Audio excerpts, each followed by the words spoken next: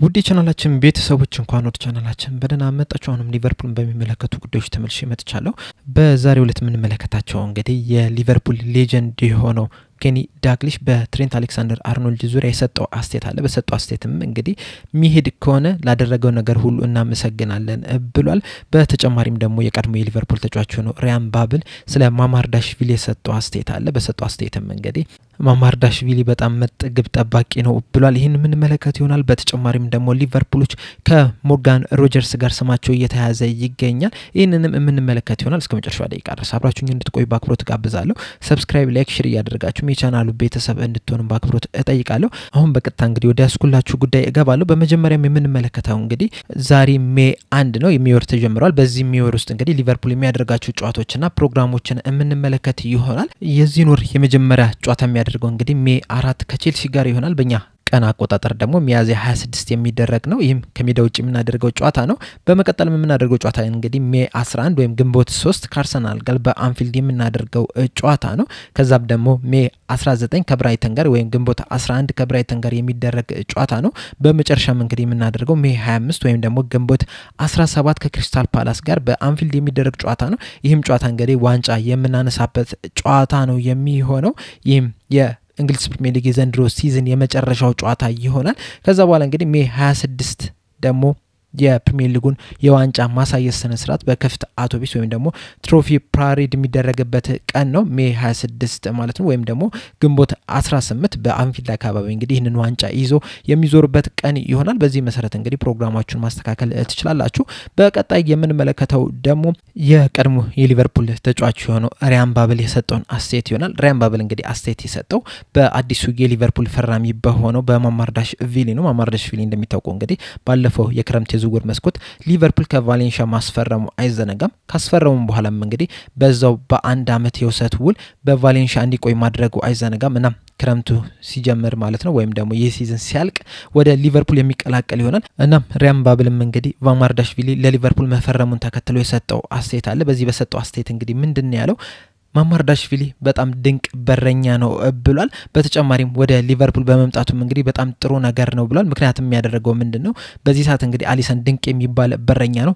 ነገር ግን ደግሞ ቀጣይ አመት እንግዲህ በጣም ብዙ ተደራራቢ ጨዋታዎች ይኖራሉ። ምክንያቱም እንግዲህ ሊቨርፑሎች እንግዲህ ለሁሉም ዋንጫ የሚፎካከሩ ቲም ናቸውና እንደዚህ ተደራራቢ ጨዋታዎች በኖሩ ሰዓት ደግሞ ማለት ነው ተደጋጋሚ ጉዳቶች ያጋጥማሉ። ዘንድሮ እንኳን አሊሰን ቤከር ለተለያዩ ጨዋታዎች መጎዳቱ አይዘነጋምና በእንደዚህ ሰዓት ደግሞ ማለት ነው ሌላ ጠንካራ በረኛ ያስፈልጋል። በርግጥ ኬለርም ጠንካራ በረኛ ነው። ነገር ግን ደግሞ ማማርዳሽቪሊ እንግዲህ እስካሁን ድረስ ባሳየው አቋም እንግዲህ እሱም በጣም ጠንካራ የሚባል በረኛ ነውና ያንን መተካት የሚችል በረኛ መምጣቱ እንግዲህ ለሊቨርፑል በጣም ጥሩ ነው።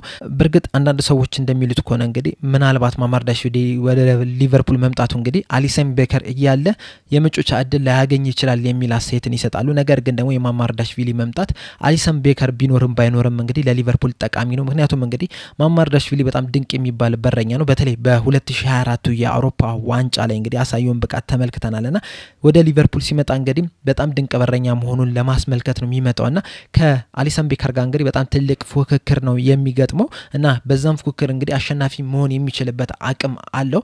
በተጨማሪም ደግሞ ገና ወጣት እንደመሆኑ መጠን እንግዲህ ለረጅም አመታት የሊቨርፑል ቋሚ በረኛ የመሆንም እድል ስላለው ነው የሚመጣውና ለአሊሰን ቤከርም እንግዲህ ትክክለኛ ተፎካካሪ መሆን ይችላል። በዛ ሰዓትም እንግዲህ ሁለቱንም በጣም ምርጥ በረኛ እንዲሆኑ ያደርጋቸዋል። ምን ጊዜም እንግዲህ ፉክክር ሲኖር አንተ የተሻልክ በረኛ የተሻልክ ተጫዋች መሆን ትችላለህና የማማርዳሽቪሊ መምጣት እንግዲህ ለሁሉም በጣም ጠቃሚ ነው ብሏል። እዚህ ጋር እንግዲህ ሁላችንም የምንስማማበት ነገር ነው። በቫሌንሺያ እንግዲህ ያለፉትን ጥቂት ጨዋታዎች እንኳን ብትመለከቱ እሱን ኮከብ ተጫዋች እየሆነ ያለው ለምሳሌ አሁን ከሪያል ማድሪድ ጋር ባደረገው ጨዋታ እንኳን ብንመለከተው ቫሌንሺያዎች አሸንፈው እንዲወጡ ከፍተኛ ጥረት ማድረግ ይችላልና በጣም ድንቅ የሚባል በረኛ ነው። በአውሮፓ ዋንጫም ላይ እንግዲህ ያሳየው ብቃት አለና ወደ ሊቨርፑል ሲመጣ እንግዲህ ያንን ብቃቱ ይዞ ነው የሚመጣውና ምናልባት የመጀመሪያዎቹን ጨዋታዎች እንግዲህ በቋሚ አሰላለፍ ውስጥ ላይ ገባ ይችላል። ነገር ግን ደግሞ ማለት ነው በቋሚ በረኛነት ለመጀመር የሚያስችለው በጣም ከፍተኛ ብቃት አለው።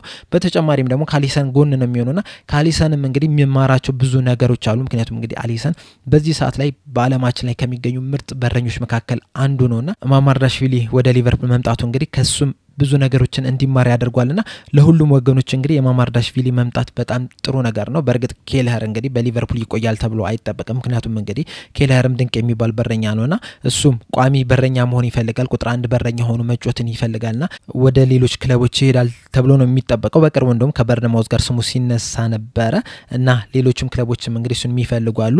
በክረምት ዝውውር መስኮቱም እንግዲህ ወደ ሌላ ክለብ ይሄዳል ተብሎ ነው የሚጠበቀው ነው። የማማርዳሽቪሊ መምጣት እንግዲህ ለሊቨርፑል በጣም ትልቅ ጥቅም አለው ማለት ነው። በቀጣይነት የምንመለከተው ደግሞ የቀድሞ የሊቨርፑል ተጫዋች ሆነው እንደዚሁም ደግሞ የሊቨርፑል ሌጀንድ የሆነው ኬኒ ዳግሊሽ የሰጠውን አስተያየት ይሆናል።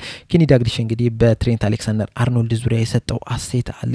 በሰጠው አስተያየትም እንግዲህ ምንድነው ያለው? በእግር ኳስ ውስጥ ተጫዋቾች ይገዛሉ፣ ተጫዋቾች ይሸጣሉ። ይህ የእግር ኳስ አንዱ አካል ነው።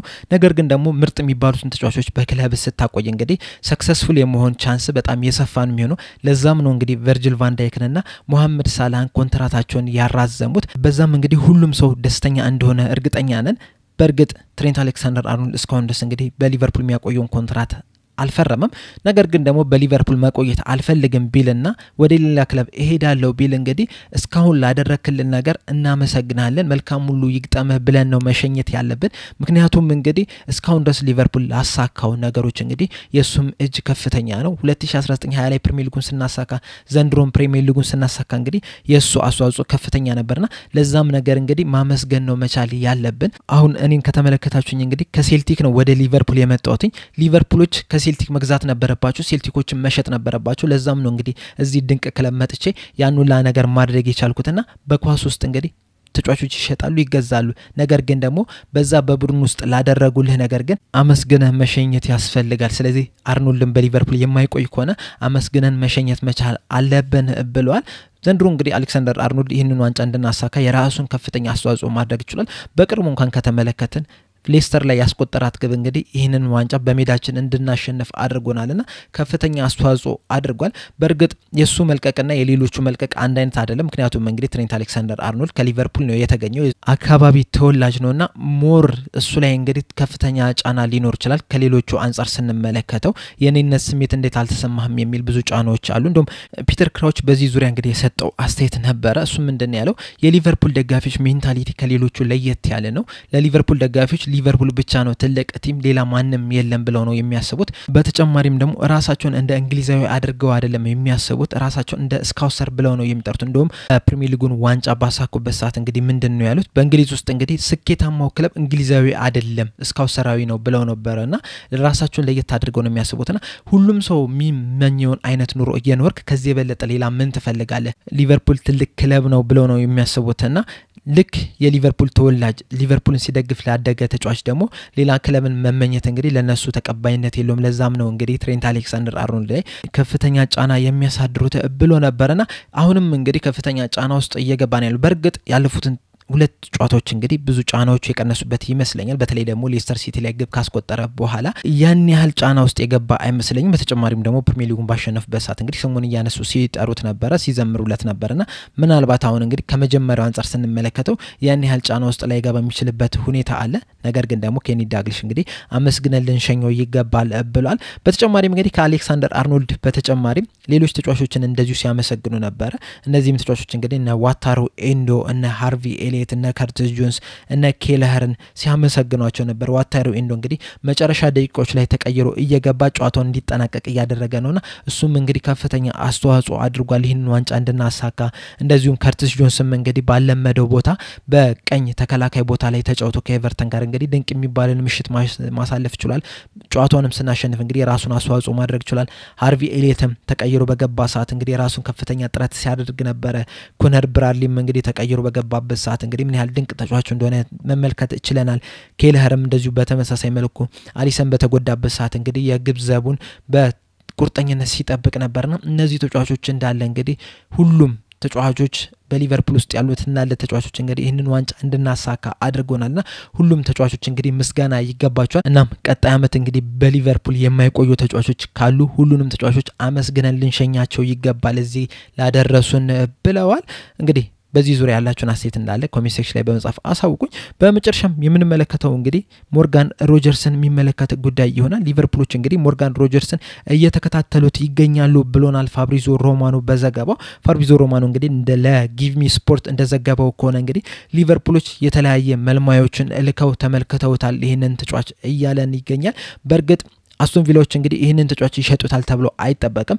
ነገር ግን ደግሞ ማለት ነው ይሄን ተጫዋች ይሸጡታል አይሸጡትም የሚለው ነገር እንግዲህ የሚወሰነው ይሄ ሲዝን ከተጠናቀቀ በኋላ ነው ብሏል። ምክንያቱም እንግዲህ አስቶን ቪላዎች ቀጣይ አመት ላይ ሻምፒዮንስ ሊግ ላይ የማይሳተፉ ከሆነ ምናልባትም በፒኤስአር ምክንያት እንግዲህ ይሄንን ተጫዋች ለመሸጥ የሚገደዱ የሚችሉበት ቻንስ አለ ብሏል ፋብሪዚዮ ሮማኖና ይሄንንም ተከትሎ እንግዲህ ሊቨርፑሎች ይሄንን ቻንስ ለመጠቀም እንግዲህ ተዘጋጅተዋል ነው እያለ ያለው እና የተለያዩ መልማዮችንም እየላኩ ነው የሚገኙት።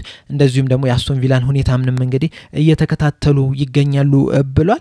እንግዲህ ሞርጋን ሮጀርስ እንደሚታወቀው 10 ቁጥር ቦታ ላይ የሚጫወት ተጫዋች ነው። አታኪንግ ሚድፊልደር ላይ የሚጫወት ተጫዋች ነው። በጣም ፈጣን ነው። ድሪብል የሚያደርግ ተጫዋች ነውና ዘንድሮም እንግዲህ ለአስቶን ቪላ 8 ግብና 8 አሲስት ማስመዝገብ ይችላል። በፕሪሚየር ሊጉ ድንቅ የሚባልን ጊዜን እያሳለፈ ነው የሚገኘውና ሊቨርፑሎች እንግዲህ ይሄንን ተጫዋች እየተከታተሉት ይገኛሉ። በርግጥ ይሄ ተጫዋች እንግዲህ አታኪንግ ሚድፊልደር ላይ ብቻ የሚጫወት ተጫዋች አይደለም። በሁለቱም ክንፍ ቦታ መጫወት የሚችልበት ነው። በግራም በቀኝም መጫወት ይችላልና ብዙ ቦታዎችን ከቨር የሚያደርግ ተጫዋችና ሊቨርፑሎች እንግዲህ በጣም በአንክሮ እየተከታተሉት ይገኛሉ እየተባለ ነው የሚገኘው።